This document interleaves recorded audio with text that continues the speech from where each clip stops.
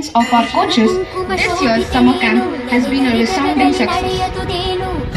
We want to thank the parents for trusting us with their children and the kids for attending the camp with such a zeal and effort. We are especially proud of our coaches who have worked tirelessly over the years and are a major reason for our success.